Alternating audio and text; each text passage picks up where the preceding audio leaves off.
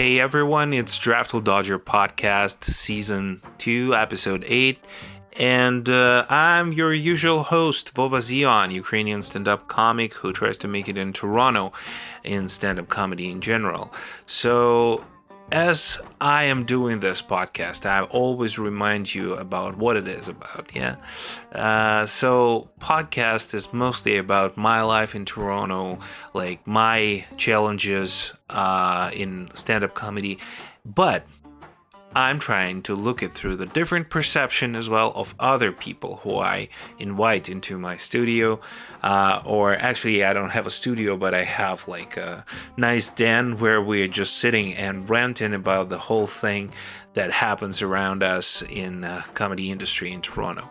So yeah, if you like that rants, if you like those different chats, you can support me on Buy Me a Coffee, and link is in bio. Also, don't forget to follow me on social media, and don't forget to follow my guests. And today I have a really special guest for me because he was one of the first comedians that I've seen in Toronto. And at first I've seen him performing on the stage. I was really confused. I didn't understand that comedy can be in that way. Like we have a million reasons to perform it in different ways as we like because it's the form of art. But some people say, actually like he says on its own words, 5 people told him that it's just like a mixture of poetry and comedy. It's very niche, but it's also really funny. It's also really interesting to watch how the guy goes through his feelings and lets it out on the stage. So today my guest is unbelievable, poetic, and very unpredictable, David Foggia. Thanks for coming, David. It's really good to see you today on my podcast. Great to be here. How are you in general? How's comedy? Good. Comedy's going good. There's not much to do these days, but keep active. That's awesome. Like any gigs that you're just expecting and like really excited to participate at?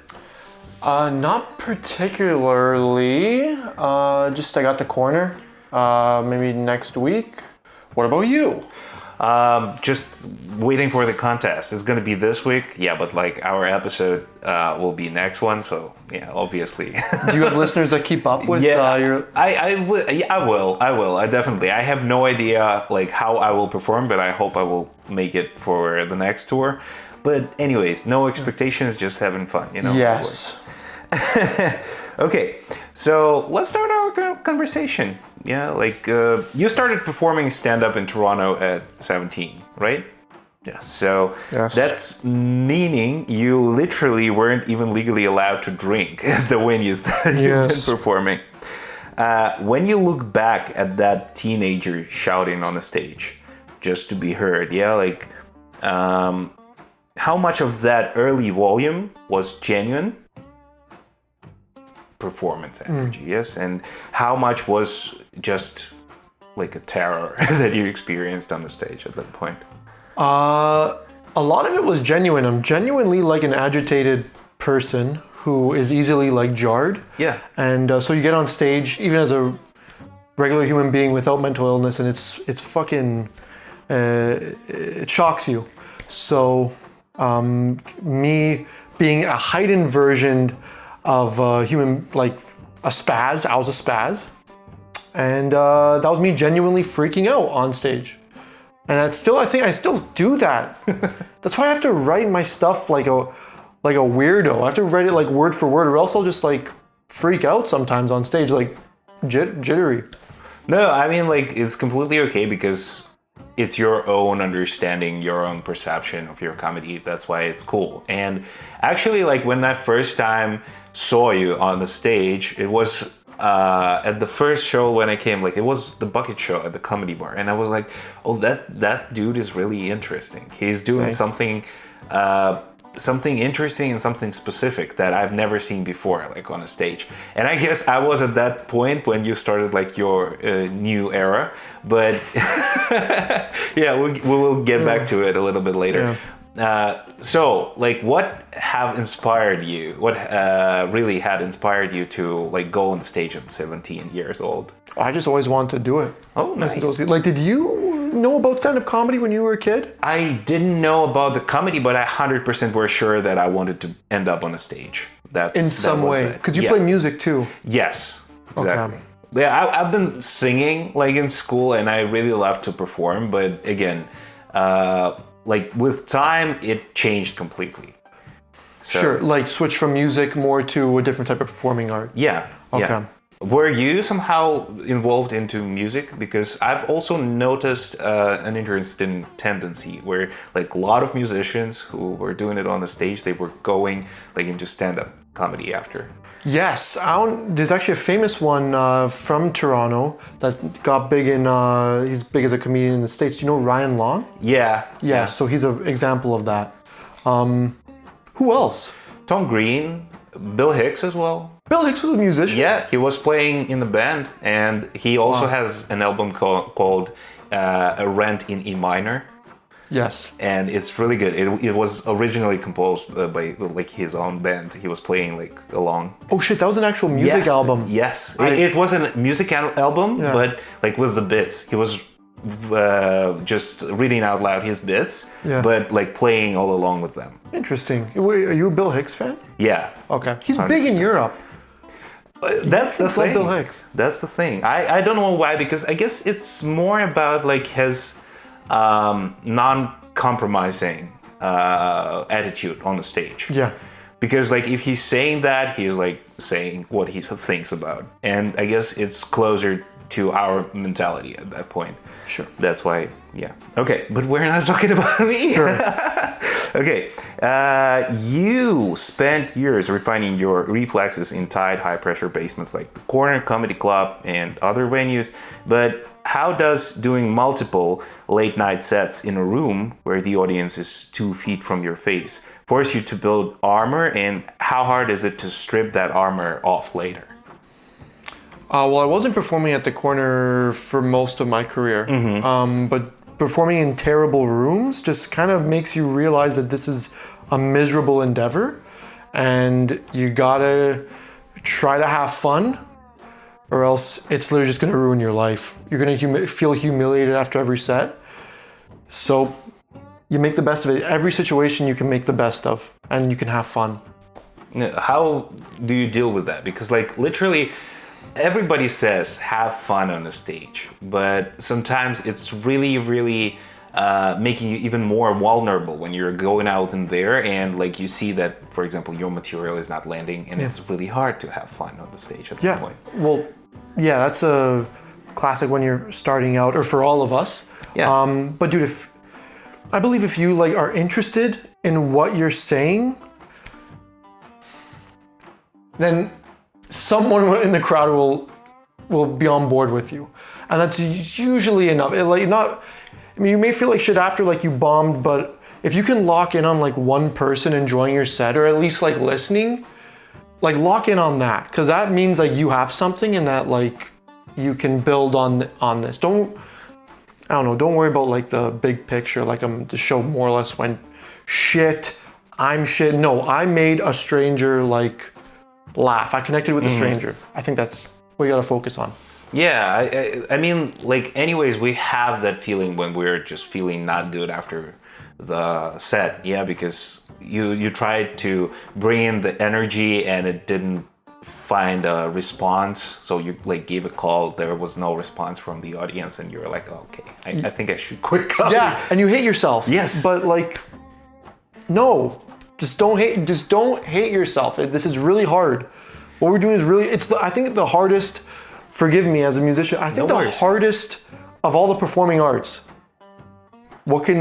Yeah, definitely. I mean, like, I 100% agree. Music is not that hard when you're just like staying on the stage and you're actually like defending yourself with the instrument that you have. Sure, exactly. Yeah, here you're just like going out and you're trying to be yourself, doing the jokes and doing your thoughts. Yes. And that actually makes you even more vulnerable at that point. Yeah, because a lot of guys get into comedy and they love people like Bill Hicks They love Louis, love Dave Chappelle, and they want to be that like immediately as soon as possible. But that is, very few people on this world get to be themselves on stage as a comedian. Mostly everyone is emulating another person. Yeah. So how do you think, what's important for your transformation? Is it only a stage time, or is it just like a matter of fact when you're just doing it and don't give a shit about what like reaction is waiting for you? Yeah, definitely the latter, the second one. When I like stopped giving a shit about how people think of me, how many spots I'm doing a week, how often I'm getting booked, then I actually started doing shit that I really like, and I think connected with more people.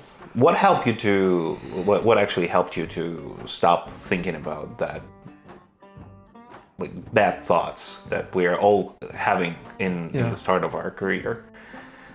It took me a while, but you just kind of have to realize I'm not going to be famous this year. I'm probably not going to be famous ever.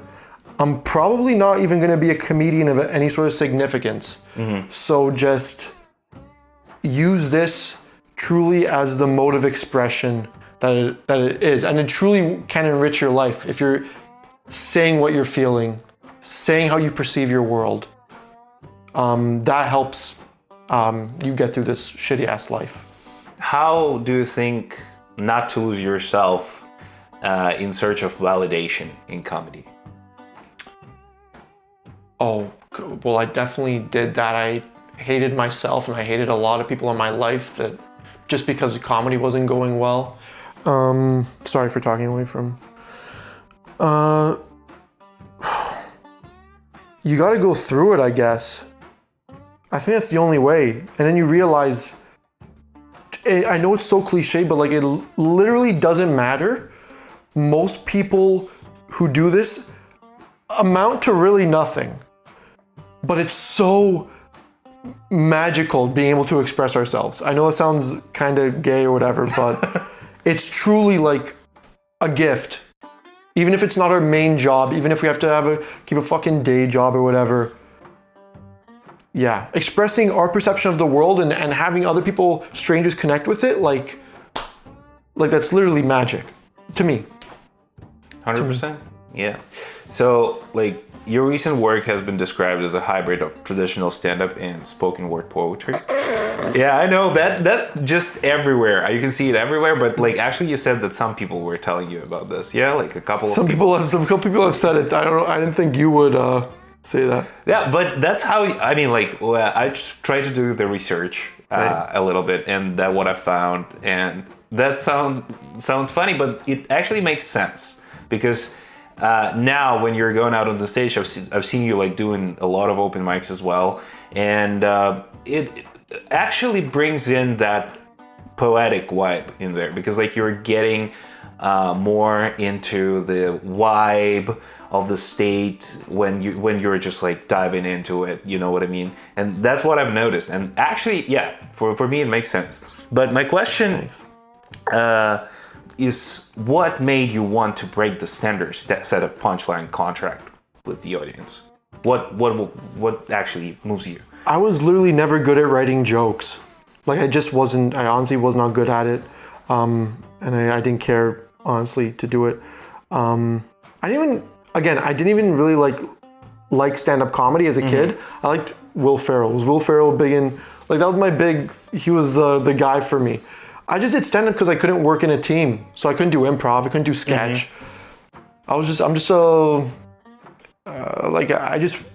need to work on my collaboration skills.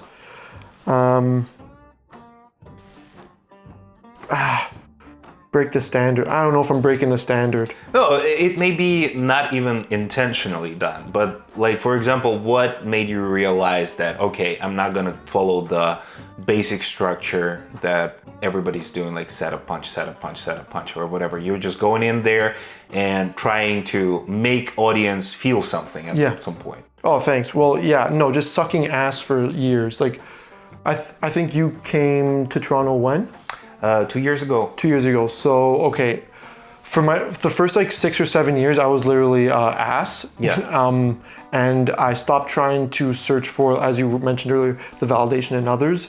So I just opened my notepad, and instead of writing jokes I think other people would like, I just wrote exactly what I wanted to write, describing situations that I thought were funny. One of the jokes, I don't know if you know, like the dinner party joke. Yeah. That one was the one bit where I was like, I did it. It went well. No, the part, it was the tiny section that blew up into what it is now, that hit really hard. I actually wrote a whole nother bit around it, and that like was like a whatever thing.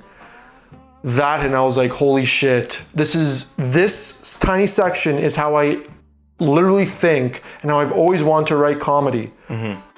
I could expand on this.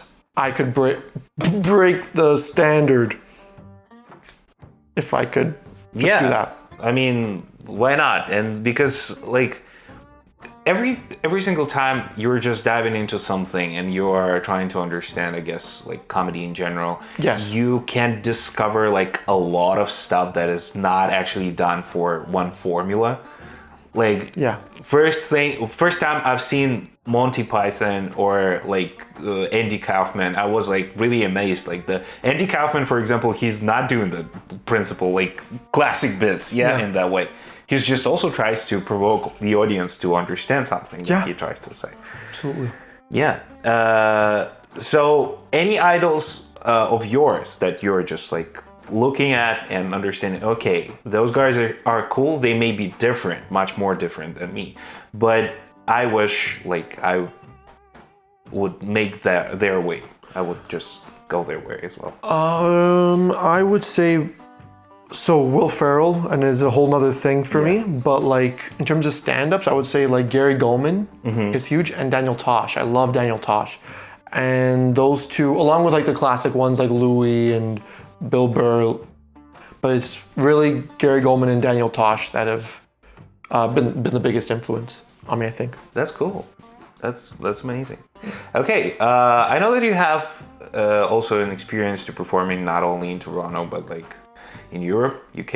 Yeah, I was in London for a while. Yeah. Yeah. So how was that experience? I know that London, and we just talked about Bill Hicks, obviously. Like Europe, London, especially UK, they just have the different perception of comedy as well. Yeah, and there's a club I think named after Bill Hicks in London, if I'm not mistaken. They love him there.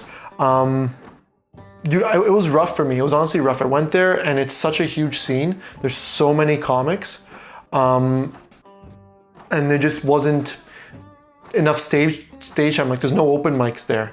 You have to start off doing bringers, and then I showed up there. I didn't know anybody, so I had nobody to bring, and I was just like performing maybe once a week, and I was just miserable in London.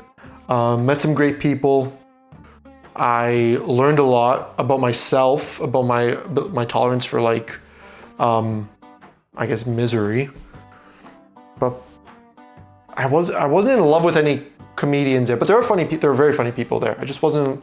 I feel most creative here, and that's why I came back. With my tail between my legs. I think 8 or 9 months later. What was tough in there? I mean, except like bringing culture. I mean, the audience, how did they take your stuff, what you've been just performing in there? The rare time I performed for an audience there, it was really hit or miss. Really hit or miss. I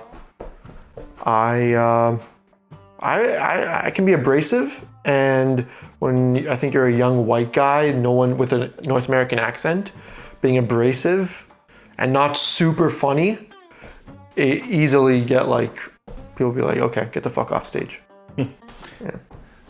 That's interesting. But like, you see how different it is at some point. I don't know why, but somehow, like, I don't know if you're familiar with Susie Izzard's comedy, like Eddie Izzard, Susie Izzard. No, where's that? Yeah, she's a transgender comic. Actually, originally it was Eddie Izzard, and he was doing like comedy back in UK as well. Oh, Eddie Izzard. Yes. Yes. Yeah, of course. Yeah, so I mean, like the same thing. No one took him like seriously when he was doing like his own early bits. Was he always trans? No, he was like the transvestite at some point, and then she made the transition. And yeah, like. Got you. And they weren't like super accepted into this scene. Yes. Yeah. Like until I don't remember what was the festival. I guess it was some like it was not Fringe, but something different. And yeah, like the first time she was performing in there in the public, people were like, "What the fuck is going on? Why he's talking about dinosaurs and." Oh fuck! That's what he talks about. I've never seen. Yeah, like you should check it out. Okay. That's really funny thing. Like it's not that typical standard stand-up comedy when you're going out and like, okay, I feel like what's going on inside of me, or like I'm so miserable or whatever. Yeah. Like she can talk about like how peers are raping. Fuck, that's awesome. Yeah, and all that stuff. That's really good. I like a lot of her gigs, a lot of her specials are like pure gold. Like my favorite bit was when she did it recently about the dog. Like we don't have uncertain dog. Like the dog is really certain when she barks. Like whoa, like the thief, the fire, whatever. Here. We would never hear like uncertainty. That dog goes like. Wolf. You know, that's really funny. Yeah. And did she do a lot of voices in her? Did she like take on a lot? She did a lot of stuff like because she was some kind of in some kind of a sketch troupe back in her college years or university years, and she was inspired by Monty Python as well. And yeah. So that's pretty. I mean, like that comedy was awesome. I was just first time I was seeing her performing, and I was like. Absolutely. When did you see her for the first time? When did, like, how old were you? Or how? I guess I was like 24. Okay. Yeah, and it was like the random stuff because stand-up was not so big in Ukraine at all. Oh. Yeah, so we had a different kind of comedy, like more sketch comedy. Was it like variety shows, like they have in like? Yeah, some kind of like mostly sketch comedy, and it's like a game, you know, because like it's a contest in between the different troops. So you're going out in there, and editors are working with you, and you're just writing all the time.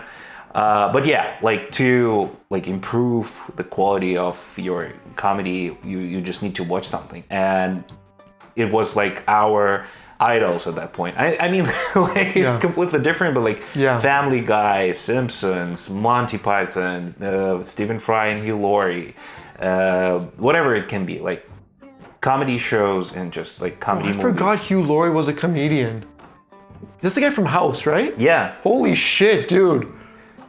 Yeah, I totally forgot that. Was it funny? Yeah, they're really good. Like the show of Fry and Laurie, a little bit of Fry and Laurie, it's called. It's really, really funny. And Stephen Fry, who like played in a bunch of movies and was a host of QI, I guess. Yeah, there was a show, QI. If I see Stephen Fry, I'll probably remember. He's famous, right? Yeah, like, of course. Yeah. Okay, moving on. Online people know you through Rat Boy. Rat Boy. Which feels feral, unhinged, and totally detached from the polite rules of social media. Yes. Where does Rat Boy live inside you when you step onto a live stand-up stage? Lives inside my heart. And he comes out in the weird poetic bits. That is Rat Boy. Rat Boy is living in those bits. So technically it's David Foggia with no filter. No. David Foggia so filtered down to a fine fucking wine. That it's actually so much filter. I don't know. It's I don't know why I did that for 9 months. Did you? I don't think. I've seen that. I watched that. Like, dude, that was fun. I mean, literally, if it was like even a challenge for yourself to do that. It was. Like, it was really extremely funny stuff to watch. Thanks, but a lot of people hated it. Unfollowed, blocked.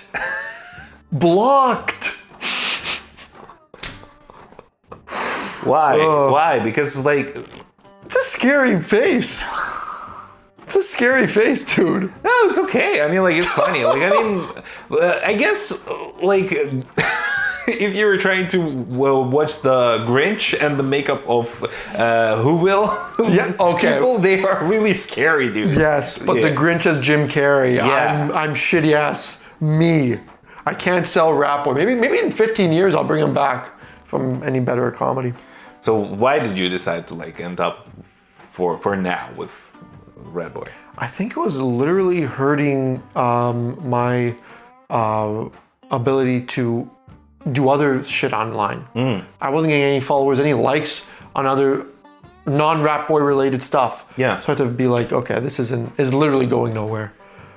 It was fun, but got stopped. Yeah, I mean, but like if people were interested in that and caused such reaction, like 15 people. 15. It's unfortunately, I still would like to have some sort of I know art is art and whatever, but I don't know. It'd be nice to have a. So it worked, but as a kind of a certain filter as well. Yeah, like a filter in the sense. What do you mean filter? Like filter for your audience that actually understood what did you mean with the character. Precisely. Okay. Precisely. Okay. What about another show of you, like Out of Order? Oh, Out of Order. No, that was a outdoor show that we did during COVID here. Did you ever do an outdoor show during COVID? No, I wasn't allowed. I'm with asthma, so it's really hard for me like to go out somewhere at that point. And so yeah, like I didn't do it, but I wish I could.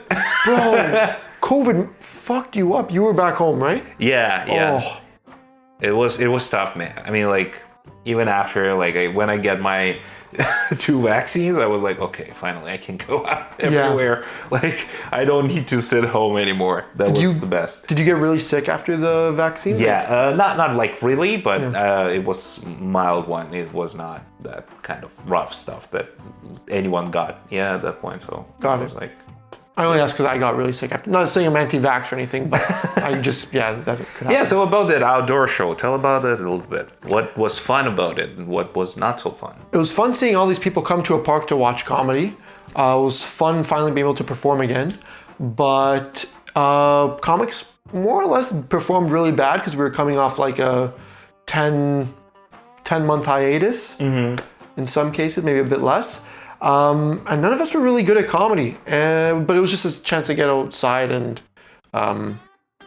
be normal. But I guess it was like a fresh air, like when you just realized, okay, I can do it and I can go outside and do comedy. Even at that point, I guess you were enjoying that. Yeah, realizing you can do this, anywhere, and people are enthusiastic about, when shit's tough, they're enthusiastic about community events and they really resort to those. So it made me love Toronto more, that people took an interest in the city and what's going on in the city. How do you think even right now during the post-COVID situation, like did the stand-up comedy fever after the people were allowed to go out? Yeah. It was now, is it falling down or is it just like the same as it used to be before? Yeah, no, I think it's definitely the scene is dissolved a little bit. There's not as much to do. A lot less new comics coming in every year. It's it's not what it was in 2019, but there's still a lot to do. Yeah. I think. I don't know. How do you feel as a new comic? Comic? I guess it's really tough because I can't understand like in the full measure what's going on, because like mostly the audience that I can see at the open mics are other comics. I don't know how it used to be before. Like it was the same, dude. Okay. We're doing mostly open mics. Okay, yeah, but again, what I know from Ukrainian experience, I wasn't doing stand-up in there, but I've been at a couple of shows, and even open mics, they were just at the cafes and people were sitting in there already. So I don't know, it was like the spontaneous thing when I don't know how it works, but yeah. No, that's a totally fair assessment. In other places, Europe specifically, smaller scenes. Yeah. You go to a show and there's people there. You go to an open mic and there's people there, and an audience that wants to listen to comedy. Here, it's always been like this. You're performing mostly for comics, and it can suck ass. I can agree, 100%. Yeah. Okay, you used to rely heavily on high energy, screaming, and rapid-fire anxiety to command the room. Yes. Yes, but recently you made a choice to slow down, talk about the nightmare called existence, and just be fully authentic. Was there a specific night on the stage where you stopped yelling and realized the silence was actually more powerful? I gotta say, Small's Kitchen, March 2025. Or no, May 2025, or something like that. Last year, where I just realized I could build a bigger laugh with silence, as opposed to spazzing out. Maybe it was before. I don't know. I mean, like... Do you yell? No, I didn't. Yeah. I tried it a couple of times and it was really bad for me. I mean, it was really bad. I cannot understand how Sam Kinison was doing that. He was on coke. You can only sustain. He was on coke, but in the beginning, in the beginning of his career, I can't be sure that he was like affording that kind of shit. I think he was. Didn't he overdose? No. How did he die? He crashed on the car. He was driving a car with with his sister-in-law or something, and and her husband, and they driven on a highway, and at some point, they just crashed. They had an accident, and like they survived somehow. And he went out from the car. He was like just losing blood. He's sitting there, just looked above and said like, "Why now?" or something. And after he was hospitalized, and he died like in the hospital. How do they know this? How did he say this to like a doctor when he got to the hospital? I guess like the police wasn't there, so like probably they were just doing the protocol or something. Like Oh my God! But I think he was doing heavy drugs up until the end, because Mark Maron had a story where like he was one of the last people to hang out with him, and they were doing hard drugs. He used to, but like the period before he just get into that car accident, he was like going sober because he was actually trying to recover from that, because like when he was doing drugs, he was literally canceled.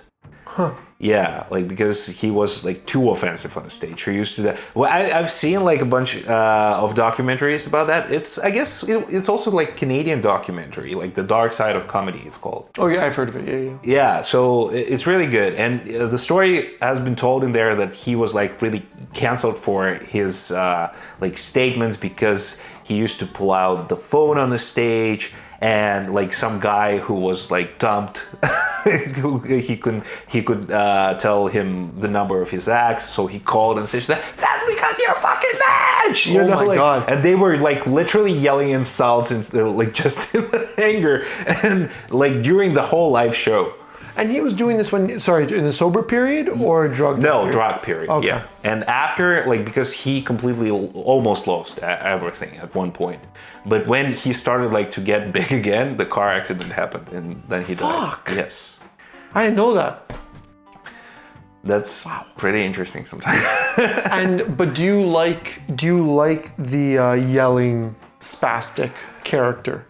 I guess when it's interesting, it works. Like, for example, I watched like here Luke Lindale. He does that all the time. Yeah, like he goes with something like getting him pissed off and whatever, and then he just bombs. He just blasts at the point at the stage, and you're like, "What the fuck is going on?" Yeah, it has its own reaction. You know, like sometimes what I've noticed, people are laughing even like to defend themselves, because it's like the defensive reaction on that. Yeah. I like Luke. He's cool. I mean, like, no offense. Yeah. Shout out to Luke. Sometimes it can go bad. And people don't connect with it. Yeah. But like first time I've been seeing him on the stage, I was like, oh my God, that man is fucking crazy. He's actually a very down-to-earth guy. Yeah. But yeah, maybe we don't have to do that. Maybe we don't have to yell to get a point across. Have some finesse, bit more. It depends. Sometimes you like want to do that. You know, I did it once on the stage, but I was really pissed off with some hecklers in there, and I just did that yelling with an anger. How'd it go? Bombed. Yeah, it really makes it worse, especially with hecklers. Yes. When you're like yelling at them and they're like, people are not like, they are thinking that you're intimidating, hostile at that. Yes. I've been there. Yeah, it feels terrible. That's, some of the worst sets of my life I've been doing that. Okay. When a high energy joke bombs, you can just pivot quickly, yeah? But when a deeply personal, poetic, existential thought bombs on the stage, it feels way more intimate, I guess. What's your favorite noble defeat? A poetic or vulnerable bit that completely tanked in a room, but you still refuse to cut from your notebook? Like a bit a thought, probably. That I keep in despite it being inconsistent? Yes. Honestly, like all my bits are inconsistent. Genuinely. I'm maybe the most inconsistent veteran comedian in Toronto. All my shit's hit or miss. If I based my success on that, I'd have no material. I'm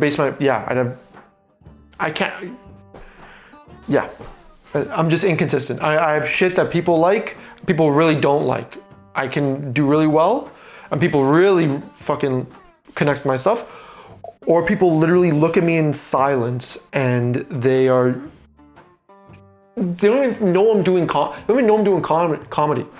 Like they think this is just a guy, I don't know, having like a dumb little episode, like a psychotic episode. So yeah, inconsistency means nothing to me. At that time, at the same time as well, when you're doing it, like how do you usually try to deliver it? I mean, it can be like different mood all the time, like that you experience during the day. But I'm pretty sure that you're trying to dive into that state when you were writing that bit. Yes. So like how hard is it for you, and how actually it's working when you're like accurate with that state when you've been writing that, and then you're just delivering it on the stage? So how often does it like actually hit? Yes. Oh. If I had to put a number to it, maybe 1 or 2 out of 5 times. Mm-hmm. So what's that, like 40% of the time? Yeah, 30-40% of the time. Very little. I write so much garbage. I write so much shit that people, my references, I have weak references a lot of times. I talk about shit that nobody even cares about. I have opinions that are stupid and sometimes like backwards thinking. There's a lot wrong with my writing process. There's always shit I have to work on. What makes you like to stop, take out your notebook and write down your thought at the point? Because like I've been talking to like different comics as well, and they were just saying, okay, I'm just observing what's going around me. But what actually hits you and how it hits you? How should that thought be strong that it makes you pull out the notebook and just write it down?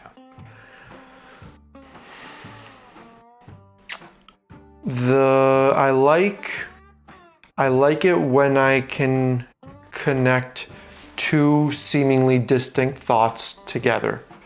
So if I see something, let's say in this room, and I can relate it to something that seems unrelated that happened out there, then I'll be like, this is fun. I could write this out.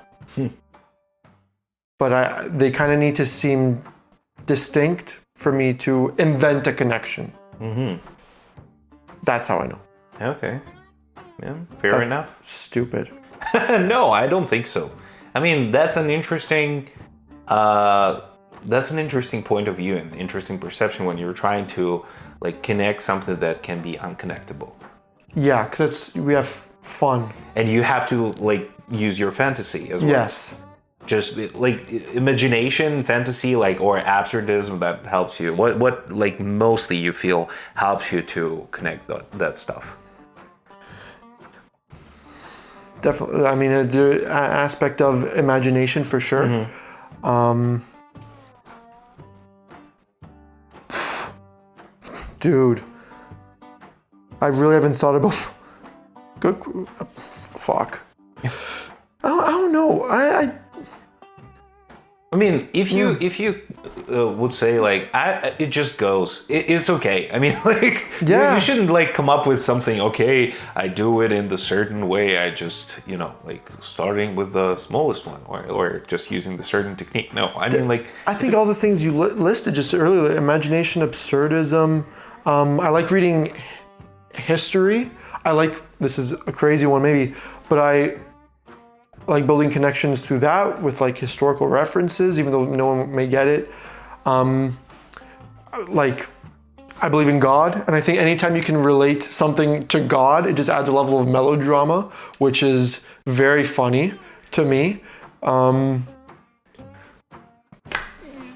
just love, I like finding connections. So I guess in any way to build a connection between two things, and everything is infinitely connected. So I think there's always something to find.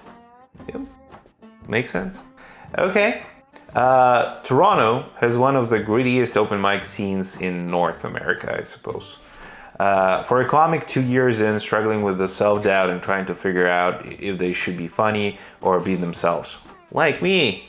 Hey, what is the most practical truth they need to hear? That you are exactly where you need to be. It's extremely difficult. It's miserable. It can be not fun. This is exactly how it should be going. Okay. Who are the local Toronto comics or weird art comedy acts right now that are doing things nobody else is doing and who deserve way more recognition, in your opinion? Specifically weird? Yeah, no, not specifically. I mean, like your favorite probably, or like, yeah, if there would be some weird comedy acts, also you can recommend them. Who is... I'm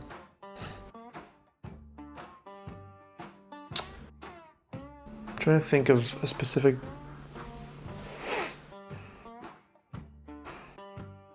Fuck. I think in general in Toronto, yourself included in this, everyone, I can't pick out one person, but everybody really fucking tries at comedy. And they try to be unique and original, which you cannot say that for every scene, other major scenes. So I can't pick one person, but I can say the motivations are pure. Yeah. For comedians here. And we get so mad doing it here. I think because we realize that, first of all, there's no industry. Mm-hmm. There's not a whole lot of money. We get mad at ourselves because we know we can do better. We know we can do better. And that's the best possible mentality. I'm so grateful to be here in the city with people like you, artists, people who think deeply on this shit. Yeah. Okay, so any kind of like you decided not to name the comic, just like telling that everybody is doing their craft and they deserve like their own attention in their way. Yeah. Okay, sounds cool. That's actually the first interesting answer. Yeah. I mean, like like if we are just judging all the previous episodes because people were just also recommending the comics who they know and who they like actually like on the stage. But that's cool. That's interesting. All right. I ask this every guest on the show. When you're going through a rough week, for example, or a brutal bomb, or just need to get locked into the zone before stepping into the spotlight, what is that one song on repeat that resets your brain or sparks your inspiration? We're gonna go with anything by Car Seat Headrest. Any song by car seat headrest. But if it's a brutal bomb, gotta go happy news for sadness. Okay, sounds great. I will put a fragment after the whole thing, after the whole episode. Okay, so now we're also doing the lightning round. All right, the first one from the custom David and Red Boy lightning round. Okay. The basement choice: the corner comedy club basement or a massive festival main stage. Which one actually gives you a bigger rush? Say that again. Okay, here we go. The corner comedy club basement or a massive festival main stage. Which one actually gives you a bigger rush? I've performed on very few festival main stages. Gotta go corner comedy club. Okay, sounds good. Red Boy's wisdom. What is one piece of advice Red Boy would give to someone having an existential panic attack in Toronto subway? Oh, just let him in. Let Rat Boy, let him hug you. Let him kiss you. That's his advice. Okay, so good. Jealousy bit. What is one joke from a Toronto comic that made you think, damn it, why didn't my brain write that? A ton of stuff from Callum O'Neill. Often. I can't think of a bit. I can't think of a bit. So much shit from Callum. Okay. Yeah. Late night Toronto food. It's 2:30 a.m. after a terrible set in Toronto. Where are you eating to restore your soul? Okay. I'm going 2:30 Get Well Pizza. Nice. Anything else? Or just this one? Just Get Well. Okay, sounds good. And the final one. Poetry versus punchline. If you could only perform either pure stand-up setup punchlines or pure spoken word poetry for the rest of your life, which do you pick? Spoken word poetry. Why? Because you can be funny. You don't have to be... I couldn't do punchline comedy. It wouldn't be funny. Great. I love those answers. Okay. Thanks for the interview. That was Vova, really fun. thank you so much. Thank you. Honored. Okay. And just we have a little bit of promotion. So like if you would have any shows next week that people can actually it would be this week. So this week, which is next. Upcoming shows of yours and your Instagram as well. You're welcome. It's your promotion. Thank you very much. Okay, so the show, I'm at the corner this Friday at 8 o'clock, and my Instagram is at Foggia, Foggia __. That's it. Okay, sounds cool. Thanks so much. And now we're gonna listen to the song that you picked up. Thanks for coming. Nobody wants to know that